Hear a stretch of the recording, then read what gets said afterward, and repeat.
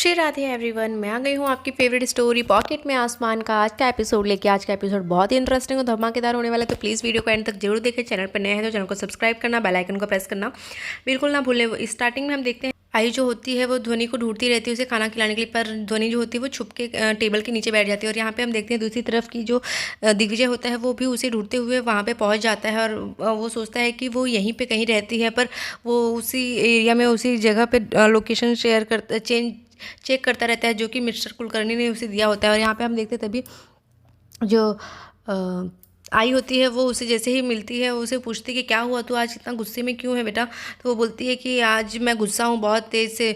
माता रानी ने मुझे बोला था कि आज हम नए फ्रेंड्स बनाएंगे और नए नए टॉयज़ के साथ खेलेंगे भी, हमें बहुत गेम भी खेलेंगे, पर आज नहीं खेलने दिया उन्होंने और मुझ पर गुस्सा भी किया। और फिर इस वजह से वो उससे बहुत गुस्सा रहती है। तभी दूसरी तरफ हम देखते हैं कि दिग्विजय जो होता है वो वहाँ पहुँच जाता है, तो एक डोर नॉक करता रहता है। तभी वो जैसे ही डोर ओपन होता है तो वो किसी और का एड्रेस रहता है, क्योंकि रुद्राणी ने जो कि रानी होती है उसने एक भी फॉर्म भरना नहीं होता रजिस्ट्रेशन के लिए, जिसकी वजह से वो उसे वहाँ पे नहीं मिल पाती है। और यहाँ पे हम देखते हैं ये देख के फिर जो दिग्विजय होता है वो उसे पूछता है कि क्या ये आपकी कोई दूसरी बेटी भी है। तो बोलती है नहीं नहीं, हमारी तो एक ही बेटी है। और यहाँ पे हम देखते हैं कि वो मिस्टर कुलकर्णी को कॉल करके पूछते हैं कि आपने जो एड्रेस दिया है वो तो वो लड़की नहीं है। तो वो बोलते हैं कि हो सकता है मिस्टर डॉक्टर दिग्विजय वो लड़की की माँ ने वो रजिस्ट्रेशन फॉर्म नहीं भरा था, और आपने जितने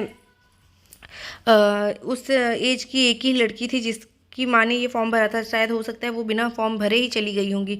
तभी यहाँ पे हम देखते हैं कि दिग्विजय जो होता है वो कार में आता है, तो उसे बोलता है कि जो कि अनीशा बैठी रहती है वो पूछती है कि क्या हुआ, मिली कि नहीं। तो बोलता है कि नहीं नहीं अभी तो नहीं मिली, वो शायद उन्होंने फॉर्म ही नहीं भरा था रजिस्ट्रेशन के लिए। और यहाँ पे हम देखते हैं कि जो अनीशा होती है वो सोचती है ये कि इस रानी का भूत तो अभी तक उतरा ही नहीं था, तब तक ये इसके अलग ही एक चालू हो गया है कि अगर इस तरीके से वो सारे बच्चों में इतना इंटरेस्टिंग रहेगा, इंटरेस्ट लेता रहेगा, तभी तक तो उसको रानी का पता चल जाएगा। जो इतने पैसे खिला के मैंने डॉक्टर का मुंह बंद करवाया है और उससे झूठी रिपोर्ट बनवाई है कि रानी अब मर चुकी है, रानी की बच्ची मरी हुई पैदा हुई है, पर इस तरीके से अगर वो करेगा तब तो इसे पता चल जाएगा। दूसरी तरफ हम देखते हैं कि सब लोग उस लड़की का पता करते रहते हैं, पुलिस यहाँ पे उस लड़की का पता करती रहती है जो कि डिलीवरी बॉय की आड़ में वो काला नकाब पहन के आती है और सबको लोगों की हेल्प करने के बहाने सबको इस तरीके से परेशान करती है और कानून हाथ में लेती है, जिसकी वजह से पुलिस छानबीन करती रहती है। तभी यहाँ देखते हैं कि वो छुप छुपा के चल जाती रहती है। तभी उसकी जो वुमेन कांस्टेबल होती है वो उसे बोलती है कि क्या हुआ, तुम इतनी डरी हुई क्यों हो, तो कहीं चोरी करके तो नहीं आई। तो बोलती है कि नहीं मैम, आपको तो पता है कि पुलिस को देख के वैसे ही आम इंसान डर सा जाता है।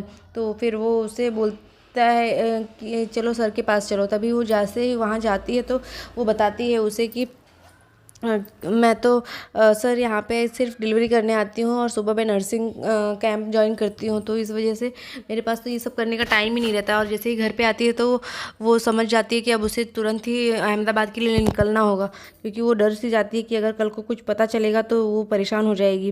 और यहाँ पे वो सब कुछ छोड़ के फिर अहमदाबाद के लिए निकल जाती है, सारा बैग पैक कर लेती है। तो उसकी आई जो होती है वो बोलती है कि क्या हुआ, तू इस तरीके से क्यों जा रही है, मुझे बता तो सही। पर वो बोलती है कि आपको मुझ पर भरोसा है ना आई, मैं कुछ गलत नहीं कर रही हूँ, आप बस इतना विश्वास रखिए। लेकिन अगर कोई भी ज़रूरत पड़े तो आप मुझे बेझिझक कॉल कर देना और मुझसे बात कर लेना, अगर आपको कोई भी ज़रूरत होगी तो मैं हमेशा आपके लिए खड़ी रहूँगी।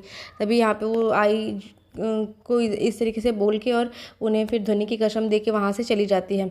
और यहाँ दूसरी तरफ हम देखते हैं कि जो चित्रा होती है वो मिठाई बांटती रहती है सबको खुशी की मारी, क्योंकि उसका प्रमोशन हो चुका होता है। और फिर जैसे ही वो सबको मिठाई बांटती रहती है तभी वहाँ पे देवू आती है, तो देवू को भी मिठाई देती है और ईशान भी को भी देती है। और फिर वो सोचती है कि आज अगर रानी भाभी होती तो वो कितना खुश होती मेरे लिए। और यहाँ पे जब भी हम देखते हैं क्योंकि उसने ही सबके लिए पहल की होती है चित्रा के लिए कि वो ये जॉब कर सके और उसे अच्छी नौकरी मिले और अच्छा प्रमोशन मिले। तभी यहाँ पे हम देखते हैं कि जो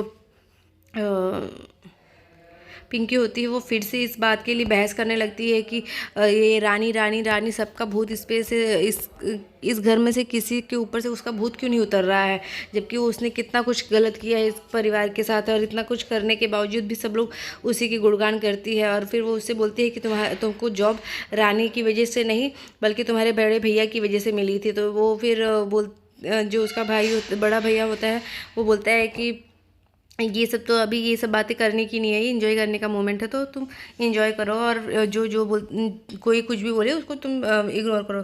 तभी यहाँ पे हम देखते हैं कि वो टैक्सी में बैठ के जाती ही रहती है रानी अहमदाबाद के लिए।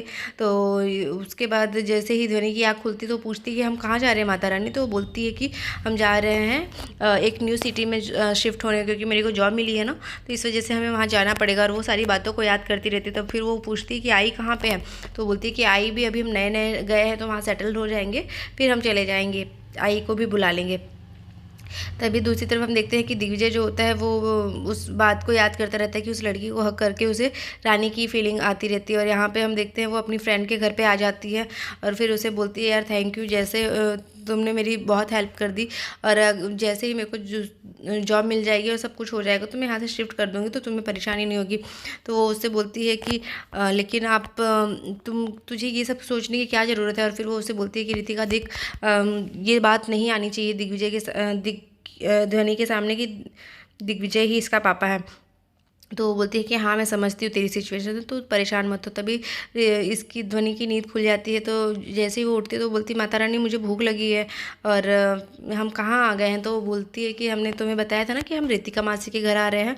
तो फिर वो उसे बोलती है कि हाँ हाँ। तो फिर वो उसको हेलो बोलती रहती है। तो वो बोलती है कि मुझे चॉकलेट्स मिलेंगे क्या।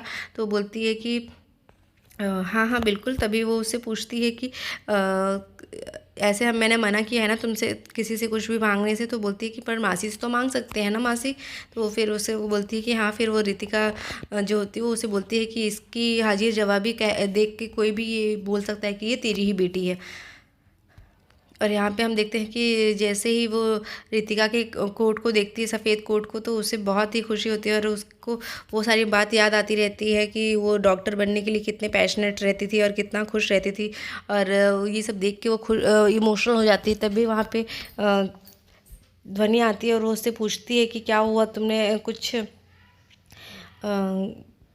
आप क्यों इतनी सैंटी हो गई मम्मा। तो वो बोलती है कि कुछ नहीं, बस ऐसे ही है और तुम्हें जल्दी जल्दी फ्रेश होना है ना, जल्दी से चलो रेडी हो जाते हैं। और यहाँ पे हम देखते हैं कि जो दिग्विजय होता है वो काम करता रहता है। तभी अनिशा जो होती है वो आती है उससे और वो बोलती है कि वो जो 4 नर्सेस आने वाली थी ना मुंबई से, तो वो आ चुकी हैं। तो वो बोलता है कि अच्छा ठीक है, तो तू उस चीज़ को अच्छे से टेक केयर करना और सबका बैकग्राउंड अच्छे से चेक करना।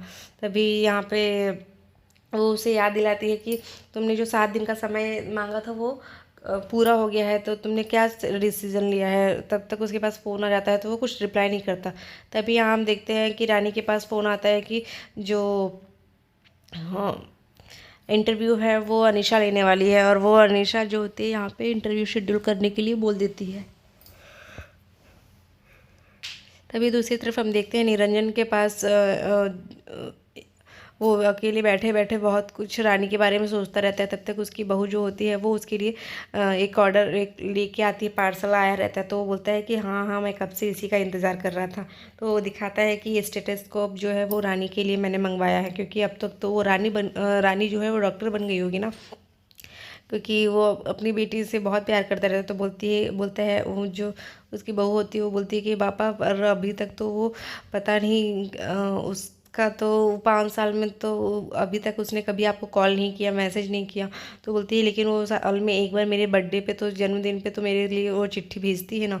तभी यहाँ पे हम देखते हैं कि एक मिताली बहन का फ़ोन आता है। तो वो बोलती हैं कि मैंने आज रानी को मणिनगर के सिग्नल पे देखा। तो जैसे ही मैं उसके पीछे पीछे जाने लगी थी तब तक वो आगे निकल गई। तो ये सुन के जो निरंजन होते हैं वो बहुत खुश हो जाते हैं और वो बोलते हैं कि मैं आता हूँ वहाँ पे, जाता हूँ देख के आता हूँ। तभी जैसे ही वो जाने के लिए सोचता है तभी उसके भाई लोग जो रानी के वो लोग आ जाते हैं और वो बोलते हैं कि आपको कोई ज़रूरत नहीं है वहाँ जाने की, वो 2 बार घर छोड़ के भाग चुकी है तो उसका कोई मतलब नहीं है वहाँ जाने के लिए। अगर वो जब वहाँ से घर से छोड़ के भागी तब आपको नहीं बताई, वहाँ पे आई तो आपको नहीं बताई, तो अब क्यों आप उसके पीछे पड़े हैं।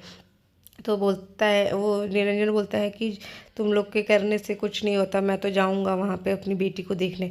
तभी यहाँ पे हम देखते हैं कि अनीशा जो होती है वो हॉस्पिटल पहुँच चुकी होती है, मेडिकेयर हेल्थ मार्क हॉस्पिटल। तभी सारी लिस्ट आ चुकी होती है नर्सों की, और सबसे पहला नाम ही रुद्राणी का होता है। तो वो जैसे ही आती है तो अनीशा जो होती है फाइल देखती रहती है कि क्या है कैसे है। तभी यहाँ पे हम देखते हैं कि वो फर्स्ट नाम जैसे ही नर्स अनाउंस करती है कि रुद्राणी दोषी, तो वो अपना थोड़ा गेटअप चेंज कर लेती है। तो वो अपने फेस पे मार्क लगा लेती है जिसकी वजह से वो उसे पहचान ना पाए। तो आज के एपिसोड में बस इतना ही फ्रेंड्स, मिलते हैं नेक्स्ट एपिसोड में, जहाँ हम देखने वाले हैं कि जो ध्वनि होती है वो घर से भाग जाती है और उसे अचानक से दिखना बंद हो जाता है और ठोकर लगती है। तो तुरंत ही वो गिरने ही वाली होती है, तभी दिग्विजय वहाँ आ जाता है और वो उसे संभाल के घर लेके आता है, उसके लिए गिफ्ट भी लेके आता है।